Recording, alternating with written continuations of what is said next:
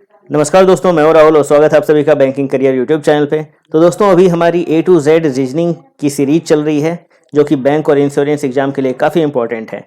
इस सीरीज में हम लोग अभी पहले चैप्टर को डिस्कस कर रहे हैं जो कि अल्फ़ाबेटिकल सीरीज की है और आज हमारी इस सीरीज की आखिरी क्लास है अल्फ़ाबेटिकल ऑर्डर की जो कि पार्ट 3 है। उम्मीद है इससे पहले के दोनों ही पार्ट आप लोगों ने देखे होंगे और आप लोगों को पसंद भी जरूर आई होगी। तो चलिए दोस्तों आज की क्लास की ओर हम लोग बढ़ते हैं। आज हम लोग क्या पढ़ने वाले हैं? आज हम लोग पढ़ने वाले हैं कि इंग्लिश अल्फ़ाबेटिकल ऑर्डर में आपको दो अल्फ़ाबेट्स दिए रहेंगे, पहली अल्फ़ाबेट और दूसरी अल्फ़ाबेट, और आपसे पूछा जाएगा कि इन दोनों अल्फ़ाबेट के एग्जैक्ट मिडिल में कौन सा अल्फ़ाबेट आता है। ये चीज़ आपसे पूछी जाएगी। तो इसे हम कैसे करेंगे, चलिए सबसे पहले क्वेश्चन देखते हैं। क्वेश्चन देखने के बाद आपको बेहतर आइडिया लगेगा। तो क्वेश्चन में बोला गया है Which letter will be in the middle of 11th letter from left end and third letter from left end। देखो इसमें क्या बोल रहे हैं कि दोनों ही लेफ्ट एंड की ही बात की जा रही है।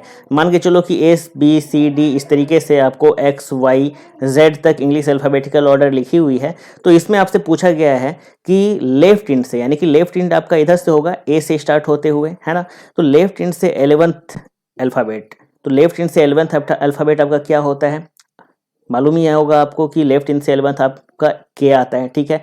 और फिर लेफ्ट इंड से थर्ड अल्फ़ाबेट जो कि आपका सी है ना। तो सी और के बीच में एग्जैक्ट मिडिल में कौन सा अल्फ़ाबेट आएगा, ये आपसे पूछा गया है। तो ये हम बिना ए बी सी डी से लेकर जेड तक लिखे हुए भी कर सकते हैं। कैसे? सबसे पहले तो आपको अल्फ़ाबेट्स की जो प्लेस वैल्यू है वो याद होनी चाहिए।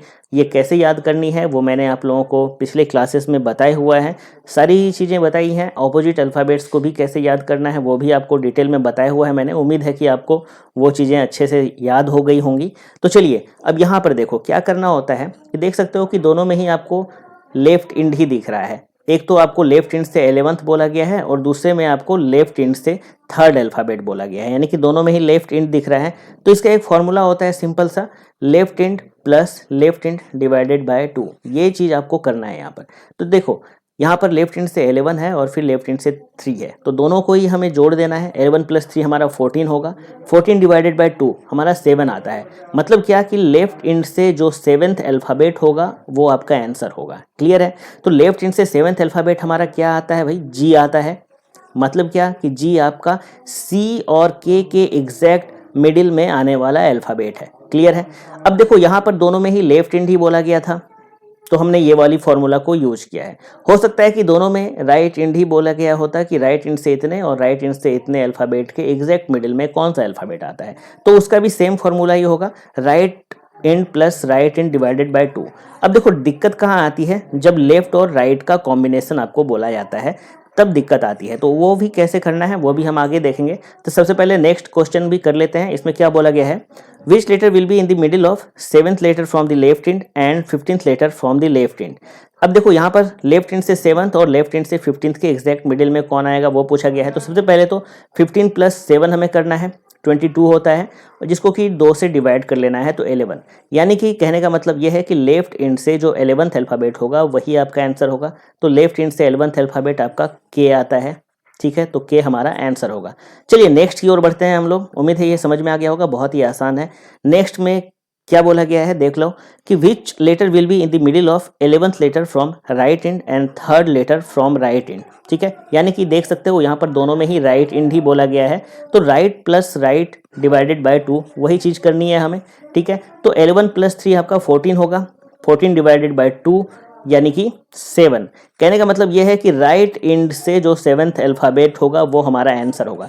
तो राइट एंड से 7th अल्फ़ाबेट, हमें राइट एंड से तो प्लेस वैल्यूज याद नहीं है, लेकिन मैंने आप लोगों को क्या बताया था कि राइट एंड से कोई भी अल्फ़ाबेट की प्लेस वैल्यू पोजीशन मालूम करने के लिए हमें क्या करना होता है, हमें ऑपोजिट अल्फ़ाबेट्स याद करने होते हैं, ठीक है। अगर ऑपोजिट अल्फ़ाबेट्स आपको याद है तो आप राइट एंड से किसी भी प्लेस वैल्यू के अल्फ़ाबेट्स को फाइंड कर सकते हो। क्लियर है?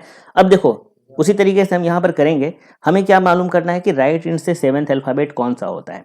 तो राइट एंड से 7th अल्फ़ाबेट मालूम करने के लिए हम लेफ्ट एंड से जो 7th अल्फ़ाबेट होगा वो मालूम करेंगे। पिछले क्वेश्चन में ही हम लोगों ने देखा था कि लेफ्ट एंड से 7th अल्फ़ाबेट आपका जी आता है। क्लियर है? तो जी का जो भी ऑपोजिट अल्फ़ाबेट होगा वही अल्फ़ाबेट आपका राइट एंड से 7th प्लेस पर आएगा। तो जी के ऑपोजिट में कौन सा होता है, जी के ऑपोजिट में टी आता है ना। GST आपको मैंने याद करवाया था, तो GST से T आपका निकल कर आता है और T आपका राइट इंड से जो 7th अल्फ़ाबेट होगा वही होगा, ठीक है। तो इसका आंसर हमारा क्या आएगा, इसका आंसर हमारा T आएगा। ठीक उसी प्रकार नेक्स्ट क्वेश्चन भी हम लोग करेंगे। नेक्स्ट क्वेश्चन में क्या बोला गया है कि which letter will be in the middle of 7th letter from right end and 15th letter from right end. तो 7th letter from right end and 15th letter from right end, तो सबसे पहले तो वही काम करना है हमें कि दोनों को जोड़ के डिवाइड कर देना है 2 से, तो हमारा 11 आएगा, यानी कि राइट इंड से 11th अल्फ़ाबेट। तो राइट इंड से 11th अल्फ़ाबेट मालूम करने के लिए हम क्या करेंगे, लेफ्ट इंड से 11th अल्फ़ाबेट मालूम करेंगे। लेफ्ट इंड से 11th अल्फ़ाबेट आपका क्या होता है, के होता है, तो के का जो ऑपोजिट अल्फ़ाबेट होगा वही हमारा राइट इंड से 11th अल्फ़ाबेट होगा। तो के का ऑपोजिट क्या आता है भाई, के का ऑपोजिट मैंने आपको बताया था, कुछ पानी लाओ, है ना। तो कुछ पानी यानी कि के का ऑपोजिट आपका क्या आएगा, पी, है ना। ये चीज़ें आपको याद रखनी है।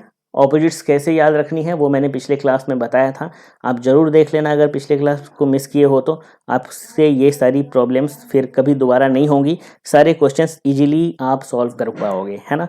तो चलो हमारा इसका आंसर क्या हो जाएगा, राइट इंड से 11th अल्फ़ाबेट पी होगा। क्लियर है, चलिए नेक्स्ट की ओर बढ़ते हैं हम लोग। नेक्स्ट में आपको लेफ्ट और राइट का यहाँ पर कॉम्बिनेशन देखने को मिलता है। यहाँ पर देख लो क्या बोला गया है, which letter will be in the middle of 9th letter from left end and 16th letter from right end. तो यहाँ पर देखो लेफ्ट इंड की भी बात बोली गई है और राइट इंड की भी बात बोली गई है। तो इस केस में हम क्या करेंगे, देखो सिंपल है, हमें ये मालूम था कि अगर दोनों में ही लेफ्ट लेफ्ट हो तो हम क्या करेंगे कि left plus left divided by 2 कर देंगे, है ना। तो वही काम करना है यहाँ पर, एक लेफ्ट इंड तो आपको मालूम है ना। अगर इस राइट इंड के जगह पर भी हम लेफ्ट इंड लेकर आ जाएं तो फिर आसान हो जाएगा हमारे लिए, है ना। बस वही काम करेंगे। देखो पहले हमें क्या बोला गया है कि लेफ्ट इंड से 19th, क्लियर है, और राइट इंड से यहाँ पर 16th, राइट इंड से 16th है। तो इस राइट इंड से जो 16th है इसको हम लोग लेफ्ट इंड से कौन सा अल्फ़ाबेट होगा इस प्लेस पर वो मालूम कर लेते हैं। तो राइट इंड से 16th मालूम करने के लिए हम क्या करेंगे, लेफ्ट इंड से 16th मालूम करेंगे।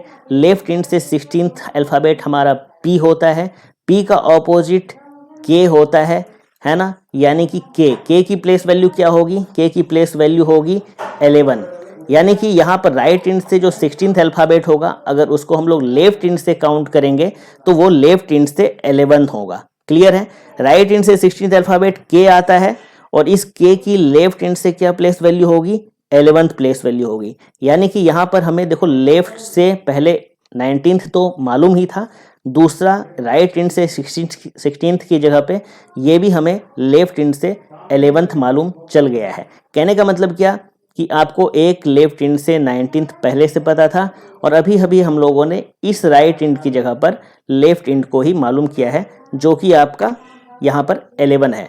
अब इन दोनों को जोड़ देंगे हम, जोड़ने के बाद हमारा क्या आ जाएगा 30। क्लियर है, अब 30 को हम सिंपली क्या करेंगे, 2 से डिवाइड कर देंगे। एक सेकेंड, हाँ 2 से डिवाइड कर देंगे, मिटा देता हूँ मैं इसको थोड़ा सा। हाँ देखो 30 डिवाइडेड बाय 2 यानी कि 15th। अब ये 15th कौन सा, लेफ्ट इंड से ही मालूम करना है हमें। तो लेफ्ट इंड से 15th अल्फ़ाबेट क्या होता है भाई, ओ होता है। तो यहाँ पर हमारा आंसर ओ हो जाएगा। आप चेक कर सकते हो ए से लेकर जेड तक लिखना, उसके बाद लेफ्ट इंड से 19th अल्फ़ाबेट ढूंढना। लेफ्ट इंड से 19th अल्फ़ाबेट आपका क्या होता है, आपको मालूम ही होगा, एस होता है। उसके बाद राइट इंड से 16th अल्फ़ाबेट आप ढूंढना। जब आप राइट इंड से 16th काउंट करोगे तो आप के पर आकर रुकोगे, फिर आप के और एस के एग्जैक्ट मिडिल में कौन सा अल्फ़ाबेट होगा वो ढूंढना। ये कौन सा अल्फ़ाबेट निकल कर आएगा, जो अभी हमने आंसर निकाला है ओ, ठीक है, ये आपका ओ निकल कर आएगा। इस तरीके से आप इसको रीचेक कर सकते हो और करके ज़रूर देखना, इससे क्लैरिटी मिलेगी और क्वेश्चंस करने में बहुत ही आसानी भी होगी। ठीक है, चलिए नेक्स्ट एक और क्वेश्चन है उसको देख लेते हैं, तो जो कन्फ्यूजन है वो भी खत्म हो जाएगी आपकी। ठीक है, देखिए नेक्स्ट क्वेश्चन में हमें क्या बोला गया है, which letter will be in the middle of 15th letter from left end and 18th letter from right end. अच्छा देखो यहाँ पर लेफ्ट और राइट का कॉम्बिनेशन है। अब यहाँ पर एक 15th letter from left end तो हमें ऑलरेडी देकर रखा गया है ना। हमें करना क्या है, इस राइट इंड को लेफ्ट इंड में कन्वर्ट करना है ना। यानी कि राइट इंड से जो 18th अल्फ़ाबेट है उसकी लेफ्ट इंड से क्या पोजीशन होगी, हमें ये मालूम करना है ना। तो देखो राइट इंड से 18th अल्फ़ाबेट मालूम करने के लिए हम लेफ्ट इंड से 18th अल्फ़ाबेट मालूम करेंगे, जो कि हमारा आर होता है ना। अब आर के ऑपोजिट में क्या होगा, आर के ऑपोजिट में आई होता है, ये आपको मालूम है। इंडियन रेलवे से मैंने आपको याद करवाया था ऑपोजिट अल्फ़ाबेट्स, है ना। इंडियन रेलवे यानी कि लेफ्ट इंड से 18th अल्फ़ाबेट आपका आर है, तो आर का ऑपोजिट जो आई होगा ये आपका राइट इंड से 18th होगा, है ना। राइट इंड से 18th, हाँ यहाँ पर देखो बोला गया था हमें राइट इंड से 18th, तो राइट इंड से 18th अल्फ़ाबेट हमारा आई निकल कर आया। अब इस आई की पोजीशन लेफ्ट इंड से क्या होगी ये बताइए है मुझे। इसकी लेफ्ट इंड से 9th पोजीशन होती है कि नहीं होती है, आसान था, क्लियर है, 9th होती है। अब देखो हमें यहाँ पर एक लेफ्ट इंड से 15th भी मालूम है और दूसरा लेफ्ट इंड से 9th भी मालूम है, तो इसके एग्जैक्ट मिडिल में कौन सा अल्फ़ाबेट आएगा वो हम इजीली फाइंड कर सकते हैं। 15 + 9 करेंगे 24 आएगा, डिवाइडेड बाय 2 करेंगे 12 आएगा। अब ये 12 क्या, लेफ्ट इंड से 12, तो लेफ्ट इंड से 12th अल्फ़ाबेट हमारा क्या होता है भाई, एल होता है, यानी कि एल आपका आंसर है ना।